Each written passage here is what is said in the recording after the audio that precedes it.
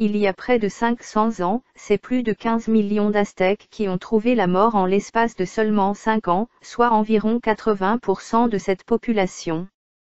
Une récente étude fait la lumière sur cette terrible épidémie, qui a décimé la population aztèque.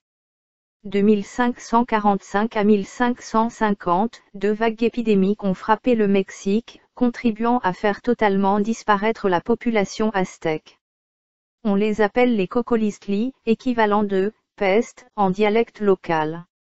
Au total, ce sont plus de 15 millions de personnes, soit 80% de la population du pays, qui ont péri des suites de ces épidémies, des suites de symptômes impressionnants qui entraînaient la mort en l'espace de 3 à 4 jours seulement. L'épidémie a ravagé le Mexique, après que les Européens sont arrivés sur le territoire sud-américain. C'est la deuxième épidémie la plus fatale de l'histoire, en termes de pertes humaines, explique Achille Wagen, de l'université de Tübingen en Allemagne au Guardian. Notons que l'épidémie la plus mortelle recensée est celle de la peste noire ayant eu lieu en Europe au XIVe siècle.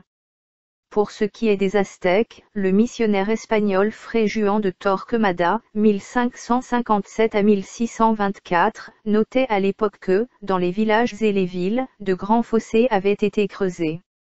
Du matin au soir, les prêtres ne faisaient que transporter les cadavres et les jeter dans les fossés. Pendant longtemps, on a attribué cette perte de la population aztèque aux maladies fréquentes de l'époque, à savoir la rougeole, le paludisme, la variole, les oreillons et la grippe. Mais dans une étude publiée ce lundi 15 janvier 2018 dans la revue Nature, Écologie et Évolution, les scientifiques écartent cette affirmation.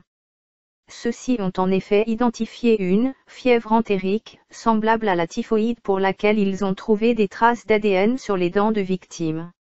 L'identification de l'agent pathogène responsable de ce carnage a été particulièrement difficile pour les scientifiques, car les maladies infectieuses ne laissent que très peu de traces archéologiques, lit-on sur le site NPR.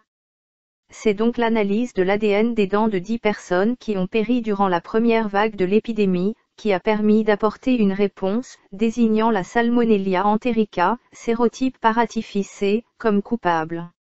Il s'agit d'un type de salmonelle qui provoque une fièvre mortelle.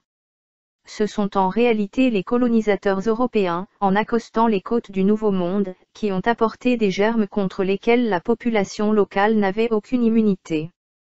20 ans auparavant, une épidémie de variole tuait 5 à 8 millions de personnes aztèques.